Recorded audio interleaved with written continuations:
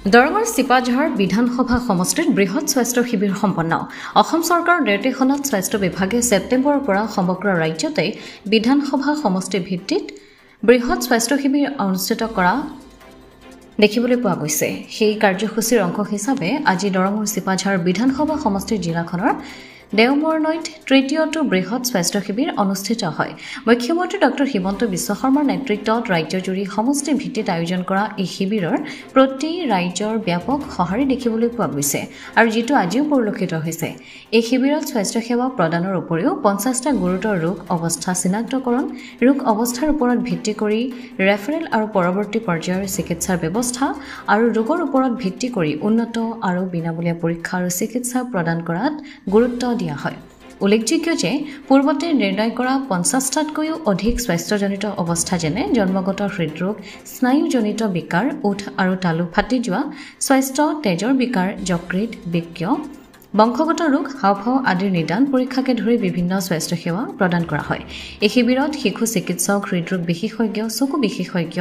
অস্থিৰোগ বিশেষজ্ঞ ছালৰ ৰোগ বিশেষজ্ঞ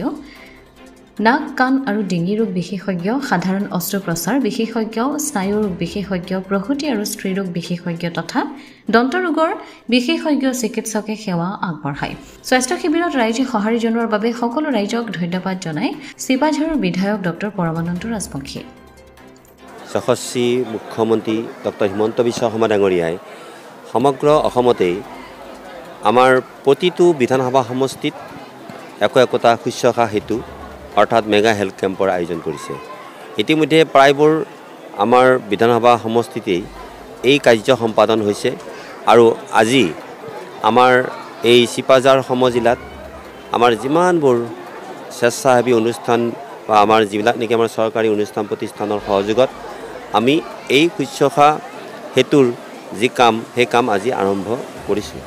তাৎপৰ্যপূৰ্ণভাৱে আমি প্ৰত্যাহ্বানৰ মাজতো এই কামটো কৰিছোঁ এইকাৰণেই যে যেহেতু স্বাস্থ্যৰ ক্ষেত্ৰত আমি সকলোৱে সজাগ আৰু আমাৰ ইয়াত বহুতো এনেকুৱা ধৰণৰ মানে ৰোগী আছে যিবিলাক ৰোগী সমস্যাবিলাক কি হৈছে যে তেওঁলোকৰ যিবিলাক সমস্যাবিলাক সমাধান পথ তেওঁলোকে দেখা নাপায় আমাৰ এনেকুৱা এটা অৱস্থা যে এখন হস্পিটেলত আহিব ক্ষুদ্ৰ হস্পিটেলত যাব কিন্তু যেতিয়া ৰোগটো দেখুৱাৰ লগে লগে সমাধানটোৰ ক্ষেত্ৰত তেওঁলোকে মানে এনেকুৱা এটা যে বহু ধৰণৰ মানে বিনিয়োগৰ কথা তাত নিহিত হৈ থাকে বাবেই মাননীয় মুখ্যমন্ত্ৰী এটাই কথা যে আমি যিমানবোৰ সুবিধা আগবঢ়াইছোঁ এই সুবিধাৰ মাজতো যিসকল আমাৰ এই মানে স্বাস্থ্যৰ ক্ষেত্ৰত তেওঁলোকে যি ধৰণে এটা নিৰাশাবাদী দৃষ্টিভংগীৰে তেওঁলোকে জীয়াই আছে সেইসকল হতভগীয়া লোকক আমি কেনেধৰণে বিভিন্ন ধৰণৰ চিকিৎসা সেৱা আগবঢ়াব পাৰোঁ যিবিলাক চিকিৎসাই এটা সমাধান পথ দিব নোৱাৰে সেই সমাধান পথটো তেখেতে দেখুৱাই দিছে কেনেকৈ যে আজি ইয়াত যিমানবোৰ আমাৰ ৰোগী আহিছে এই ৰোগীসমূহৰ যদি তেওঁলোকৰ চিকিৎসাৰ ক্ষেত্ৰত ক'ৰবাত যদি বিশেষজ্ঞৰ ওচৰত নিব লাগে ক'ৰবাত যদি অসমৰ বাহিৰলৈ নিব লাগে সেই ধৰণে এটা প্ৰচেষ্টা গ্ৰহণ কৰিছে তেখেতে আৰু সেইকাৰণেই ইয়াত যিবিলাক আমি যিসকল শুশ্ৰূষা বা যিসকল ৰোগী সেইসকলক মাতিছোঁ কিহৰ কাৰণে যে আপোনালোকে ইয়ালৈ আহক আপোনালোকে সাধাৰণভাৱে নিজৰ অসুখখিনি দেখুৱাওক কিন্তু ইয়াত যিবিলাক জটিল ৰোগ আছে যিবোৰ ৰোগৰ বাবে আপোনালোকে আক্ৰান্ত হৈ আছে সেই আক্ৰান্ত হোৱা সকলো ৰোগীকে একোটা সমাধানৰ পথ নিৰ্ণয় কৰিবৰ কাৰণে আৰু গোটেইখিনি যাৱতীয় খৰচ আমাৰ চৰকাৰৰ পৰা কৰিবৰ কাৰণে আমাৰ মাননীয় ডক্টৰ হিমন্ত বিশ্ব শৰ্মা ডাঙৰীয়াৰ এইটো এটা অত্যন্ত গুৰুত্বপূৰ্ণ এইটো আঁচনি আৰু আপোনালোকে জানে যে 50টা বিভাগ ইয়াত সংযোগ কৰা হৈছে আৰু এই 50টা বিভাগৰ যিখিনি মানুহ জড়িত হৈ আছে আমি প্ৰায় আজি এমাহ ধৰি বা দুমাহ ধৰি আমি সকলোকে জনাই দিছোঁ যে আপোনালোকে এই মেগা হেল্থ কেম্পটো আহক আৰু আমি এইকাৰণেই দেওমনি আমাৰ কলেজত দিয়া হৈছে যে এই গোটেই কলেজখনৰ আশে পাশে থকা আপোনালোকে জানে যে 5টা গাঁও পঞ্চায়ত ইয়াত সংযোগ হৈছে আৰু ইয়াত মানে গোটেই মানুহবিলাক ভৰা গাঁও ওচৰত মাত্ৰ দেওমনি আমাৰ চিকিৎসালয়খনহে আছে তেনেকৈ আৰু বিশেষ চিকিৎসালয় নাই সেইবাবে আজি ইয়াতে সমস্ত চিপাঝাৰ সমষ্টিৰ যিবোৰ গুৰুত্বপূৰ্ণ স্থান সেই গুৰুত্বপূৰ্ণ স্থানত যিসকলে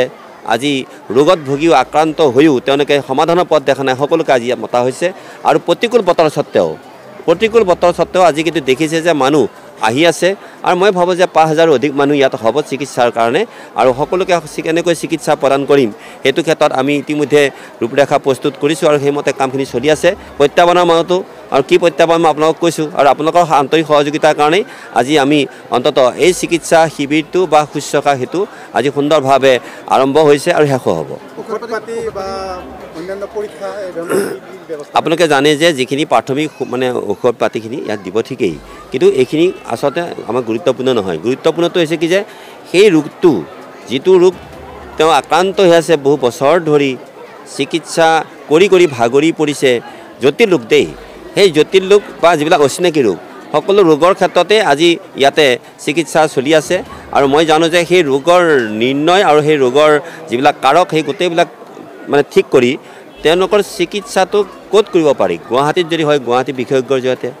বা নতুবা তেওঁলোকে একেবাৰে বাহিৰলৈ যদি নিব লাগে গোটেই চিকিৎসা বা ঔষধ পাতি গোটেই কথাখিনিয়ে আমাৰ অসম চৰকাৰৰ দায়িত্বত। সেই ব্যয়সমূহ চৰকাৰে ব্যয় কৰিব আৰু তাৰ কাৰণে মাননীয় মুখ্যমন্ত্ৰীয়ে বাজেটত ধুনীয়াকৈ সেইবিলাক একোটা দিশ ঠিক কৰি দিছে, কাৰো অসুবিধা নহ'ব। মাথোন আমাৰ আপোনালোকৰ সহযোগিতা কামনা কৰিলোঁ যে যিসকল হতভোগীয়া, যিসকলে নেকি বহুবাৰ চেষ্টা কৰিও ৰোগৰ পৰা মুক্ত হ'ব পৰা নাই, সেইসকলক খবৰ দি পেলাই ইয়ালৈ অনাটো গুৰুত্বপূৰ্ণ, কাৰণ আজি আমি সন্ধিয়ালৈকে এই শুশ্ৰূষা আমাৰ সেই হেতু আমাৰ কাম চলি থাকিব। মংগলদৈৰ পৰা জয়দেৱ ডেকাৰ ৰিপৰ্ট, অমৃত নিউজ 24/7। অমৃত প্ৰবাহ অসমীয়া সাপ্তাহিক কাকতৰ ডিজিটেল সংস্কৰণ অমৃত নিউজ, সত্যৰ সন্ধানত অমৃত নিউজ।